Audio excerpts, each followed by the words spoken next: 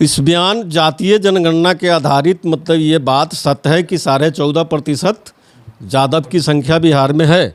बेशक उनको लाभ मिलने के लिए, उसको लाभ दिलाने के लिए ये किया गया है, कराया गया है।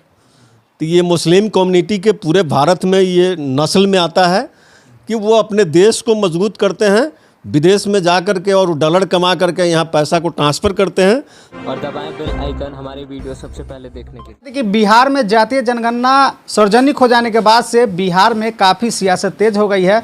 ऐसे में बीजेपी के द्वारा बताया जा रहा है कि आंकड़ा को छुपाया गया है। ऐसे में महागठबंधन के जितने भी शीर्ष नेता है कि सार्वजनिक हो जाने से अब लोगों को काफ़ी फायदा मिलेगी। ऐसे में हमारे साथ कांग्रेस के वरिष्ठ नेता अब्दुल्ला साहब हैं और प्रखंड अध्यक्ष कांटी के हैं। क्या कहेंगे सर? अब तो जातीय जनगणना हुआ, उसके बाद आज रिपोर्ट जो है सार्वजनिक कर दिया गया, कैसे इससे लाभ मिलेगा?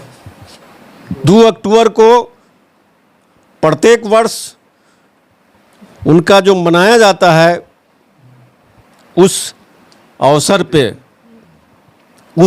पे जातीय जनगणना का सार्वजनिक करके रिलीज करके ये बताने का काम किए नीतीश कुमार और तेजस्वी यादव कि जिसकी जितनी हिस्सेदारी है उतना ही उसको भागीदारी मिलेगा, नौकरी में भी, विधायिका में भी, संसद में भी, हर चीज़ में उनको हिस्सेदारी उतना ही मिलेगा जिनका जितना जनसंख्या है। बीजेपी के एक जो विधायक हैं उनके द्वारा, बिचौल हैं, उनके द्वारा कहा गया कि बिहार में तो सार्वजनिक कर दिया गया है मगर बिहार को जो है हिंदू राष्ट्र घोषित करने का बात कर रहे हैं। बीजेपी के विधायक हैं उनके द्वारा। बीजेपी के विधायक और आरएसएस के सोच वाले संविधान से हटकर, कानून से हटकर वो 10 साल से बोलते आ रहे हैं, कभी कुछ भी बोल सकते हैं। उन लोगों के बात का हम लोग सीरियसली नहीं लेते हैं। जातीय जनगणना हो जाने से यादवों का जो है काफ़ी जो है संख्या बताया जा रहा है, तो क्या लग रहा है कि आने वाले समय में यहाँ पे तेजस्वी की जो है मुख्यमंत्री की दावेदारी यादव समाज कर रहे हैं, इसको कैसे देख रहे हैं इस बयान को? इस बयान जातीय जनगणना के आधारित मतलब ये बात सत्य है कि 14.5% यादव की संख्या बिहार में है, जिसमें 17.5% से लेकर 18% के लमसम हम अल्पसंख्यक बिरादरी से बिलोंग करते हैं, मुस्लिम बिरादरी से बिलोंग करते हैं। हमारी संख्या भी दिखाई गई है।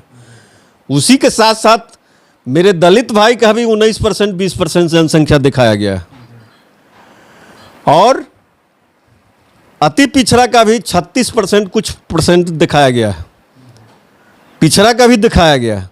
तो ये सब अभी मुख्यमंत्री और उप मुख्यमंत्री के विषय के बात के लिए नहीं किया गया है। ये किया गया है इसको सभी को मतलब योजना के प्रणाली में लाना है, आर्थिक स्थिति उसके सुधार करने के प्रणाली में लाना है। वो आर्थिक स्थिति का सुधार करने के प्रणाली के लिए इसको मतलब कराया गया है और उसको लाया गया है। सवाल है जो अभी जातीय जनगणना हुई और जनता इससे जो है जनता को, जो गरीब समुदाय से आते हैं जिनका सार्वजनिक कर दिया गया है, क्या उनको अब लाभ मिलेगा? बेशक उनको लाभ मिलने के लिए, उसको लाभ दिलाने के लिए ये किया गया है, कराया गया है।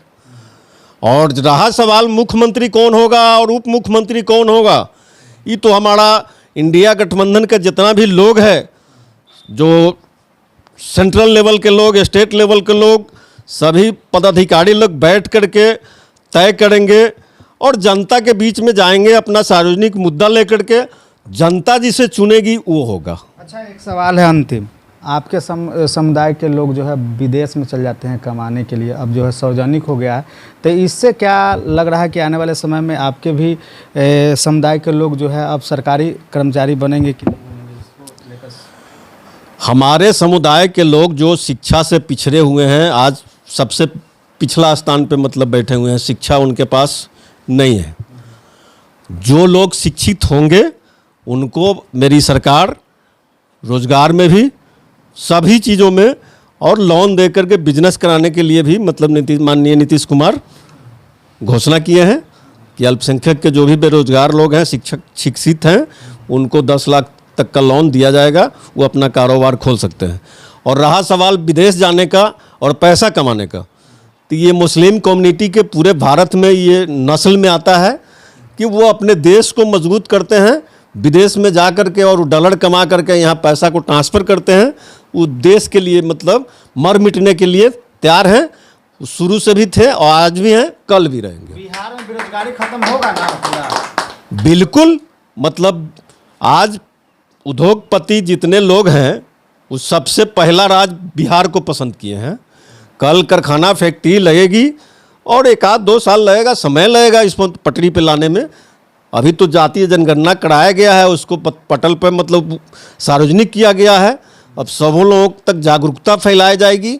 हम लोग साझा एगो कार्यक्रम तय करेंगे, वह सभी गांव, कस्बा, ब्लॉक, जिला में कार्यक्रम होगा और सभी लोगों को बताया जाएगा कि भाई आपका इतना जनसंख्या है, आप जागरूक बनिए, आपका हक छिनताई हो रहा था, अब अपने हक को बचाइए, जागिए और इंडिया गठबंधन के साथ आइए और हाथ मजबूत कीजिए और अपना हिस्सेदारी लीजिए। चलिए, अभी हमारे साथ जो है खास बातचीत करने के लिए थे, वही आपको बता दें कि बिहार में काफ़ी सियासत तेज है। ऐसे में बीजेपी के कई वरिष्ठ नेता के द्वारा बोला गया कि बिहार को जो है हिंदू राष्ट्र घोषित करने की भी मांग की जा रही है। ऐसे में देखने वाली बात होगी कि नीतीश कुमार क्या कुछ एक्शन लेते हैं। ऐसे में हमारे साथ बात करने के लिए, खास बातचीत करने के लिए कांग्रेस के प्रखंड अध्यक्ष और वरिष्ठ नेता भी हैं और इनसे भी खास बातचीत की है। इनके बातों से आप लोग कितना सहमत है वो भी कमेंट करके बताइएगा। अभी तक यूट्यूब चैनल को सब्सक्राइब नहीं किए हैं तो यूट्यूब चैनल को भी सब्सक्राइब कर दीजिएगा ताकि हर एक खबर आपको मिलता रहे। तब तक इजाज़त दीजिए। जय हिंद, जय भारत।